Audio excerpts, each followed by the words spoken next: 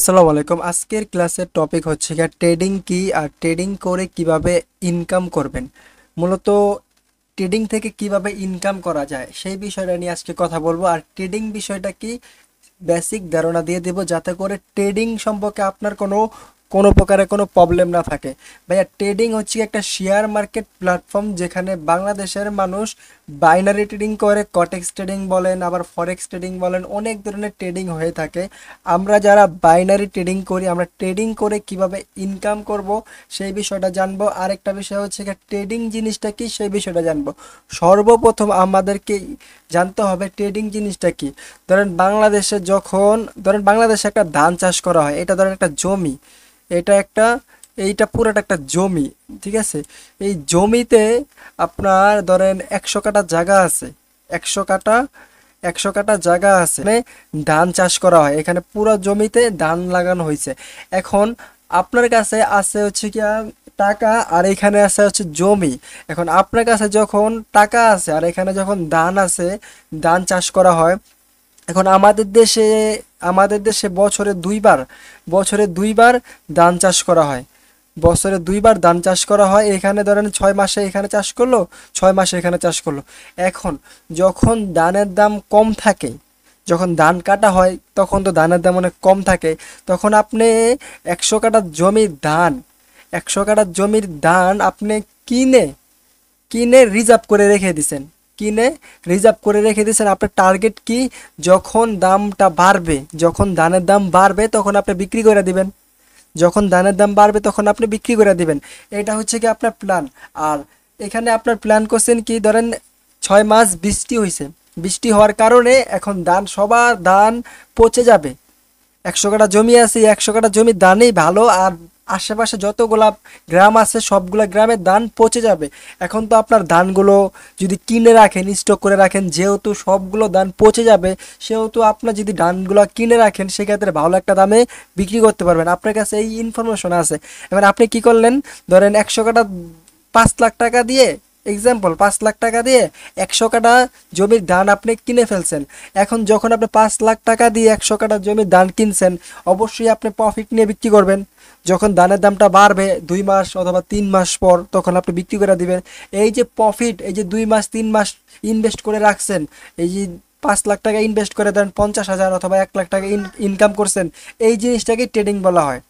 এই জিনিসটাকেই ট্রেডিং বলা হয়। আমি আশা করছি ট্রেডিং জিনিসটাকে আমি আপনাকে বুঝাইতে পারছি। আরেকটা বিষয় যদি আপনাকে বলি, তাহলে ট্রেডিং জিনিসটা আপনি আরো ভালো করে জেনে যাবেন।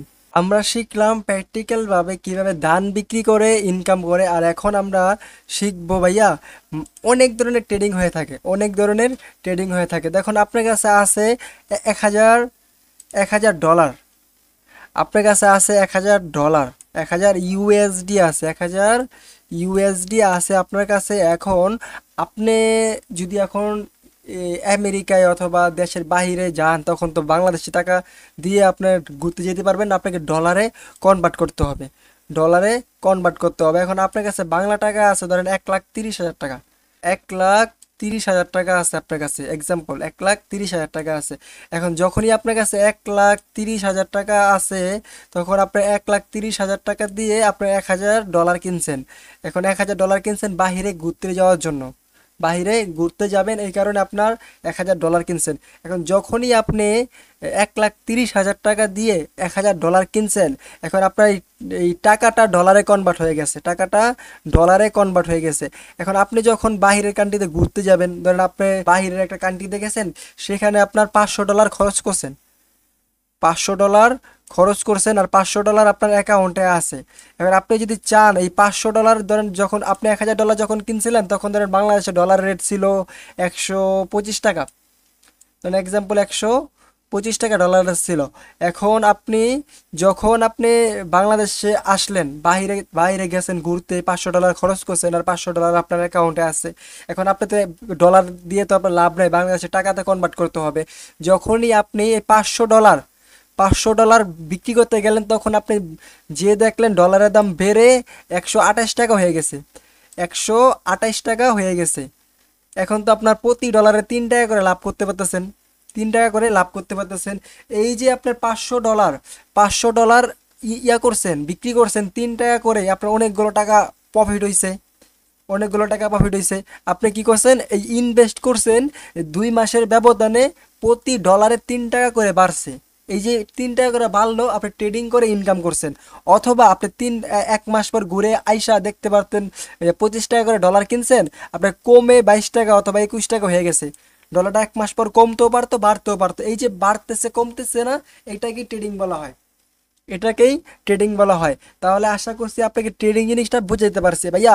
আর আমরা যারা ফরেক্স ট্রেডিং করি অথবা বাইনারি ট্রেডিং করি, আমরা হচ্ছে শর্ট টাইম ট্রেডিং করি। আমরা শর্ট টাইম ট্রেডিং করি, আপনার কোনো একটা কারেন্সির দাম বাড়তেছে অথবা কমতেছে, এই প্রেডিকশনটা করে আমরা ইনভেস্ট করে থাকি। প্রেডিকশন করে আমরা ইনভেস্ট করে থাকি। আমাদের টেকনিক্যাল অ্যানালাইসিস করা লাগে মার্কেটের ভিতরে কোন ক্যান্ডেল আপের জন্য যাচ্ছে, মার্কেট কেন আপের জন্য যাচ্ছে, কেন ডাউনের জন্য যাচ্ছে, এই মূল বিষয়টা জানার জন্য আমরা এই এটা হচ্ছে বেসিক, একেবারে বেসিক। যারা ট্রেডিং জিনিসটা কি জানেন না তাদের জন্য এই ভিডিওটা বানানো। আর একেবারে বেসিক, আপনি যদি ট্রেডিং জিনিসটা একেবারে বেসিক থেকে অ্যাডভান্স লেভেল পর্যন্ত শিখতে চান, তাহলে আমাদের প্রতিটা ভিডিও দেখেন, ইউটিউবে ভিডিও দেওয়া আছে, অথবা আমাদের টেলিগ্রাম গ্রুপে লাইভ ক্লাস করানো হয়, অথবা আমাদের প্রিমিয়াম গ্রুপ আছে, সেখানে একেবারে A to Z ট্রেডিংটা শেখানো হয়। আপনি চাইলে ওই গ্রুপে জয়েন হতে পারেন।